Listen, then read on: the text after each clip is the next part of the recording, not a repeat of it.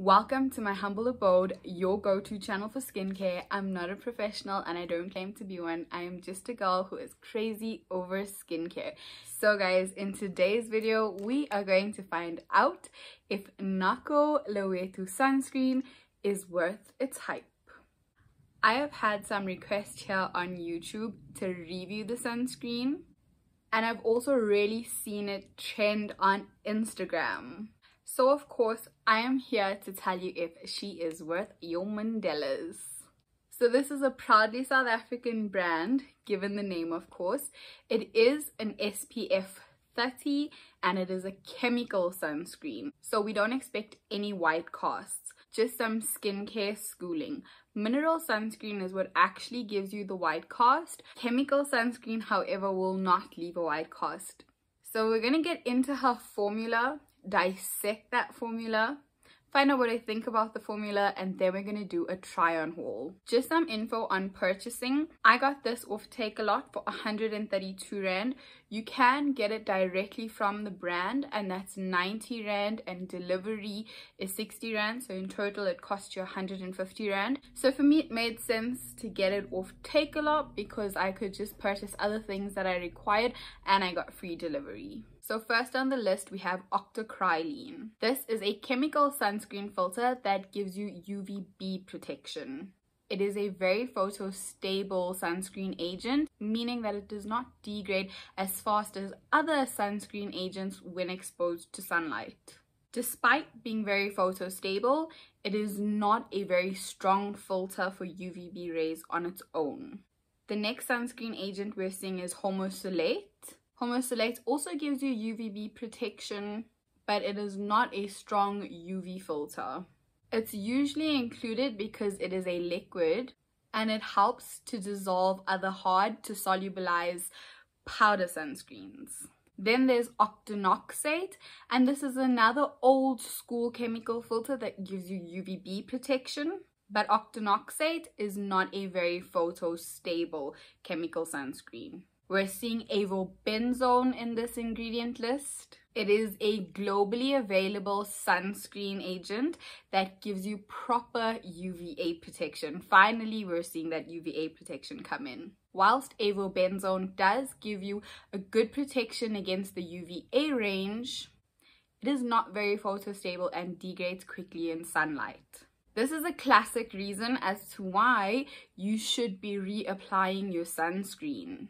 Okay, so those are your sunscreen filters. You are getting UVA and UVB protection, but you can see that the UVA protection is not that strong in this sunscreen. Other ingredients in here are propylene glycol, and that is your humectant and gives your skin hydration. There's cetyl alcohol, and this is a fatty alcohol. Remember, not all alcohols are bad. The alcohols that we try to avoid are drying alcohols. This is a fatty alcohol and it acts as an emollient in the formula. An emollient just helps with spreadability and it gives the seal to create the moisturization. We're seeing potassium cetyl phosphate in here. This is a surfactant and an emulsifying agent. The potassium cetyl phosphate will just make it easy to remove off your skin when you are washing the product off your skin. So that's why you see surfactants and emulsifying agents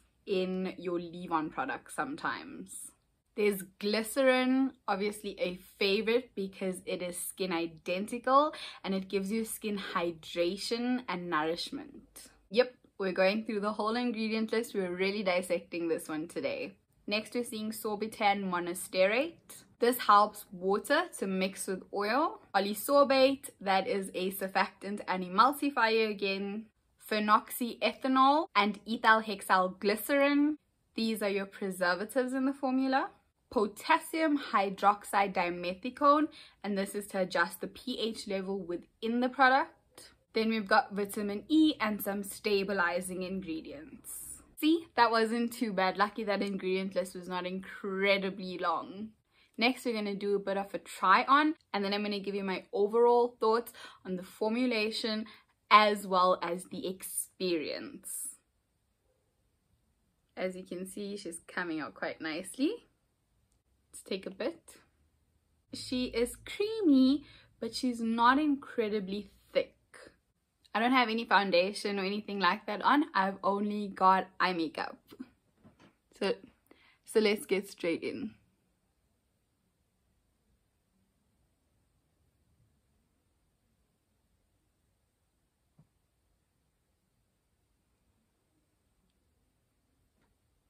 Very lightweight.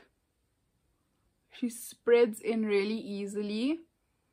Has a very, very slight sunscreen smell to it.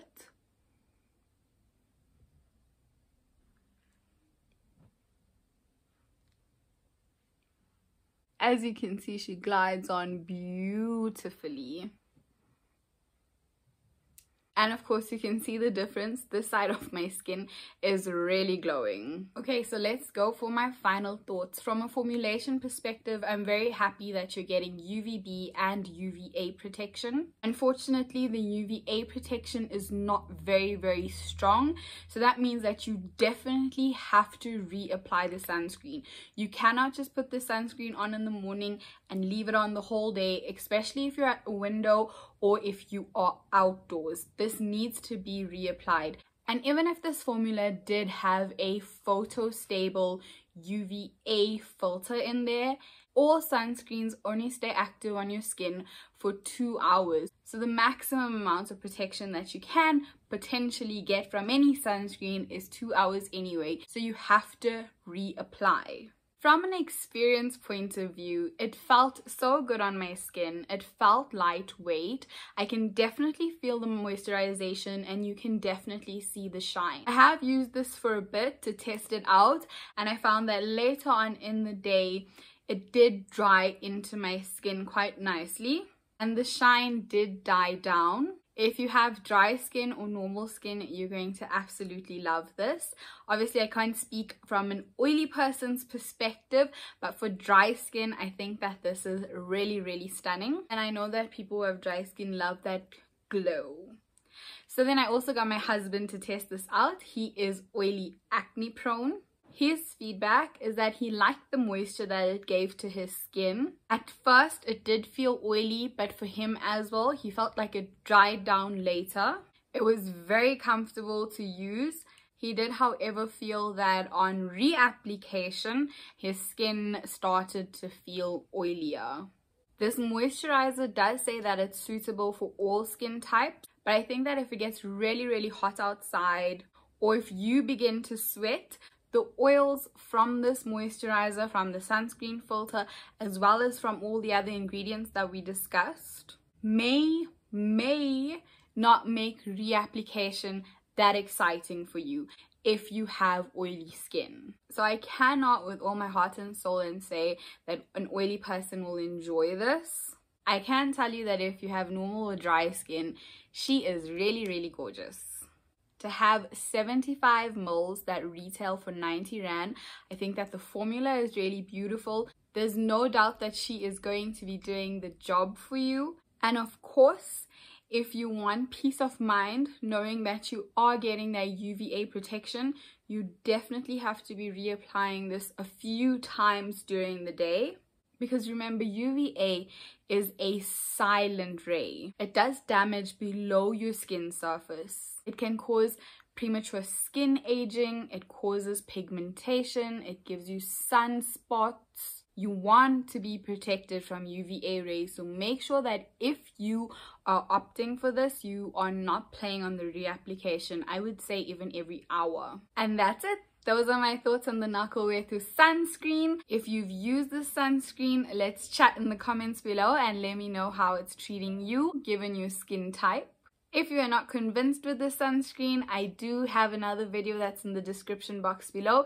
They are my picks of local drugstore sunscreens, and you can find a sunscreen suitable for your skin type there. If you like this video, please give it a thumbs up. It helps with the algorithm in getting my videos seen.